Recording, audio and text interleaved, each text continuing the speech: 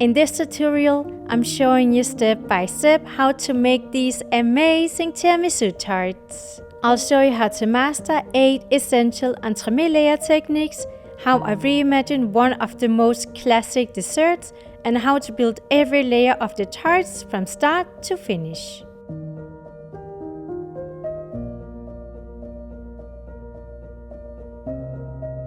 My name is Louise Lindberg and I'm a self-taught cake artist and recipe developer. Welcome back to my baking series From Classic to Iconic, where I turn classic desserts into modern entremet cakes. In this episode, we're recreating one of the most classic desserts, the timeless tiramisu turned into mini tiramisu tarts. This video will teach you how to master 8 different entremet layer techniques. A crisp cocoa pâte sablée, a crunchy cocoa, milk chocolate and coffee crunch, a fudgy cocoa and milk chocolate ganache, delicate ladyfingers soaked in coffee, a velvety mascarpone whipped ganache, an airy coffee mousse, and a shiny transparent glaze. You can find the full recipe on my website, which you can access with a subscription. If you want to learn more about how to make elegant, layered and delicious entremet cakes, you can now check out my online course, Master Entremet Cakes at Home, where I show you how to create professional quality cakes from start to finish, right from your own kitchen.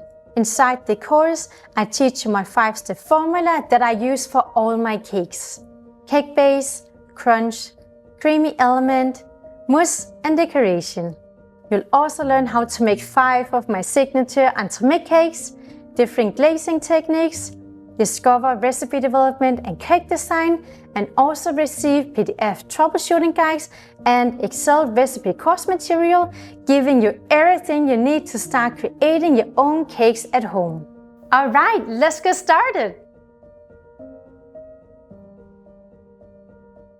When you think about tiramisu, a tart is probably not the first thing that comes to mind, and that's actually why I wanted to make these tarts as the next episode of From Classic to Iconic, as I've already made a tiramisu entremet and also tiramisu cake tacos. So I thought transforming the classic dessert into mini tarts would be a fun challenge. I decided to make a cocoa pâte sablée for the tart shells to get a nice cocoa flavor, as tiramisu for me should be a mix of coffee, mascarpone and cocoa notes. I make the pâte sablée by first mixing all-purpose flour, almond flour, icing sugar, cocoa powder and salt before I add cold grated butter. I mix the butter with the dry ingredients until the dough has a sand-like texture and there's no big pieces of butter left. I then briefly, and only briefly, collect the dough with the egg, as we don't want to over-knead the dough. We then roll out the dough between 2 pieces of baking paper and let it set in the fridge for approximately 2 hours.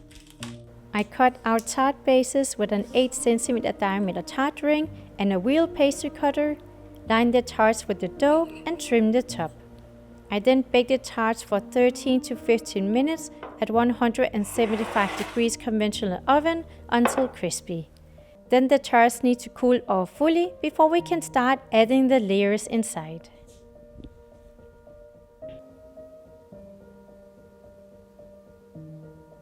A traditional tiramisu doesn't contain any crunch, but I personally think that a bit of crunch elevates any dessert. And since I am making a modern take on the classic dessert, I had to include a crispy layer.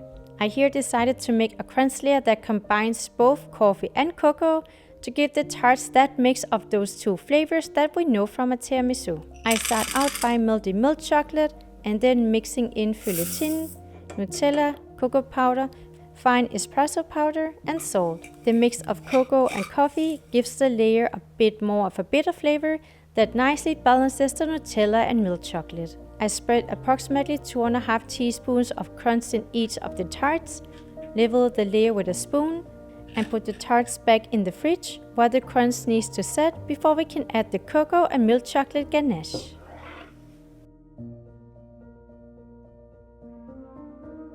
To elevate the textures and introduce a new element to the classic tiramisu, I decided to make a cocoa and milk chocolate ganache, because this element brings a fudgy texture to the tarts and has a pure cocoa flavor that perfectly balances the coffee-soaked ladyfingers and mascarpone layers that we'll add later on. I here start out by melting milk chocolate and pouring it in a bowl. I then heat heavy cream in a pot, add cocoa powder in the hot cream where I whisk out clumps with a hand whisk and heat the mixture almost to a boil.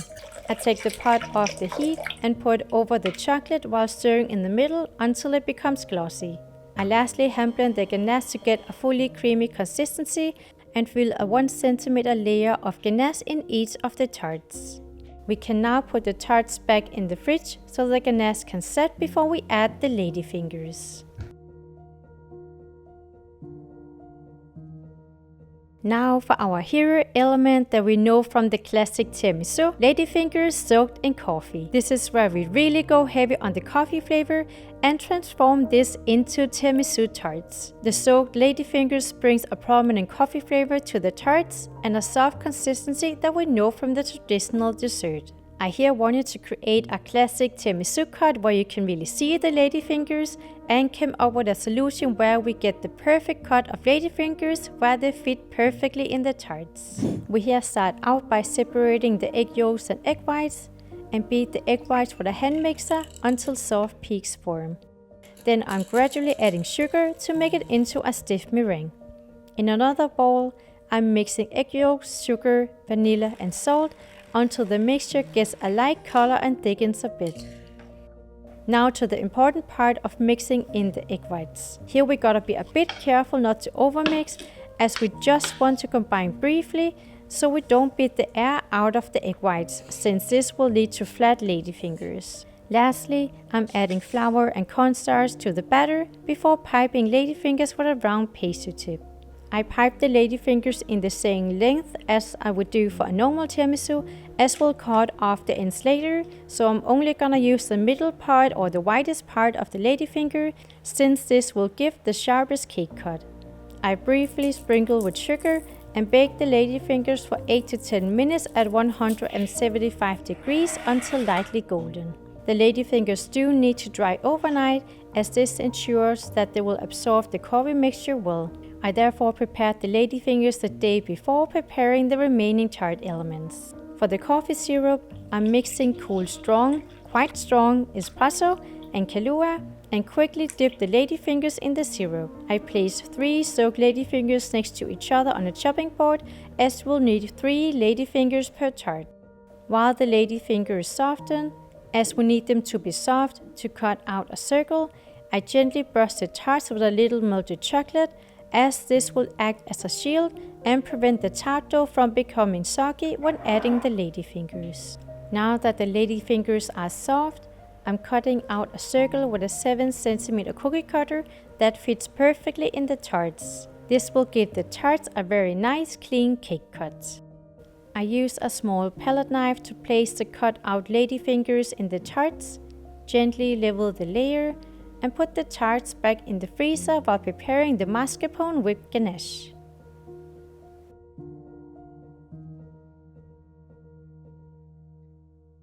Now that we already have coffee and cocoa flavors in the tarts, we need to balance it with the last main flavor of a tiramisu, which of course is mascarpone. I here choose to make a mascarpone whipped ganache, as a traditional mascarpone cream would have a too loose texture to be pipeable for the pattern that I wanted for these tarts. This whipped ganache is also super creamy, which I think is a perfect texture addition. I here start out by chopping white chocolate and putting it in a large bowl. We then heat heavy cream and vanilla paste almost to a boil and pour it over the white chocolate. After it's set for around 1 minute, I blend to combine, add cold heavy cream and blend again. Lastly, I add lots of mascarpone and blend again to combine. I then cover the surface with cling film and let the ganache set for minimum 3 hours, or ideally overnight, before we can whip it up and decorate the cakes. As you'll see later on, the whipped ganache will be piped into a flower petal pattern, where I thought it would elevate the look of the tarts further to add a mousse ball on top. I was initially debating whether to make a mascarpone mousse or a coffee mousse, but in the end decided to go for a coffee mousse, as coffee after all is the main flavor of a tiramisu. I here start out by melting white chocolate and pouring it in a bowl. The next step is to heat heavy cream, add fine espresso powder to the hot cream, and heat the cream almost to a boil. I take the pot off the heat, whisk in soaked gelatin, and pour the hot cream over the chocolate while stirring in the middle with a spatula. After it's cooled off a bit, I whip heavy cream to a lightly whipped cream and fold it into the coffee/white chocolate mixture.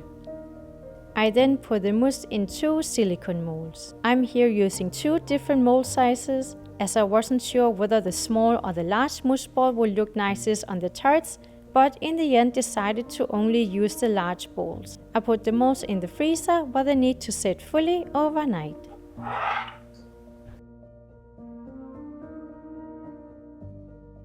I initially didn't plan to add any chocolate decoration to the tarts. Yet, after deciding on the piping pattern and the addition of the mousse ball, I felt like something was missing to tie the 2 elements together. I therefore decided to make small chocolate plates and also chocolate straws to decorate the tarts. I'm here using colored tempered chocolate that I've colored in a mocha looking color to visually represent the coffee flavors inside the tarts, and to give a nice visual contrast to the white mascarpone with ganache. I make the chocolate plates by pouring tempered chocolate between 2 large pieces of acetate sheet, level the layer with a rolling pin, and let it set in the fridge. Once it's set, I cut out small chocolate plates. I also prepare narrow chocolate straws with the same chocolate, where I trim the ends to ensure that all the straws are the same length, as this will give a more balanced and sharp look on the tarts. Now that we have prepared the final decoration, we can proceed with the last element, glazing the mousse balls. To add a final elevated element to these tiramisu tarts, I wanted the mousse balls to have a nice shiny surface. I here decided to make a transparent glaze instead of a mirror glaze, as I wanted the natural color from the coffee mousse to shine through. I first heat sugar, water and glucose syrup to 105 degrees. I then take the pan off the heat, whip in soaked gelatin and add strained lemon juice before straining the glaze in a tall jug. I cover the glaze with cling film and let it cool to 35 degrees. Once the glaze is ready, I place the frozen mousse balls on a baking cooling rack and pour the glaze over the balls. I remove glaze excess by running the mousse ball along the baking cooling rack with a small palette knife and place each of them on a chocolate plate. And then we can move on to the final assembly. Now that the tarts have been setting and the mascarpone with ganache is set, we can pipe it onto the tarts. I here decided to go for a flower petal piping pattern to give the tarts a bit of a spring vibe and to give the traditional tiramisu a modern look. I whip up the ganache to medium peaks, where I'm careful not to overwhip it too much, as a too stiff whipped ganache will make it difficult to pipe the floral pattern.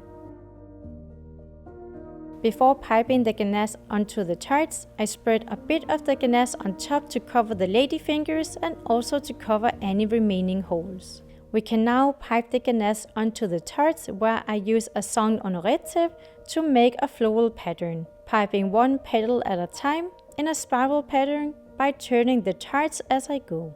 To get clean petal edges, I find that it helps to clean the piping nozzle in between piping the petals and to remove a bit of the cream in the middle, as the cream otherwise can pile up. And that's how we get a nice petal pattern for the tarts.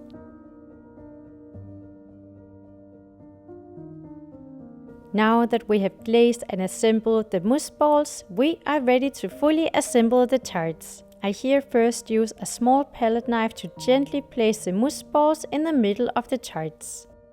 I then gently place the chocolate straws on the mousse balls and lastly decorate with small white flowers and pink flower petals to give a balanced look. And here we have the final tart that I think looks so cute and elevated.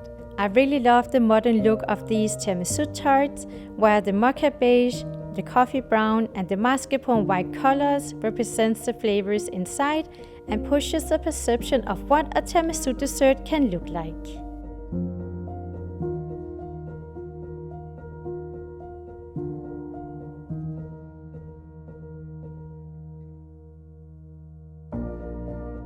These tiramisu tarts are honestly incredible. I think it's like a super fun way to reimagine the classic dessert, because they take everything that we know from a classic tiramisu, the ladyfinger soaked in coffee, mascarpone and cocoa, but I kind of translated it into layers.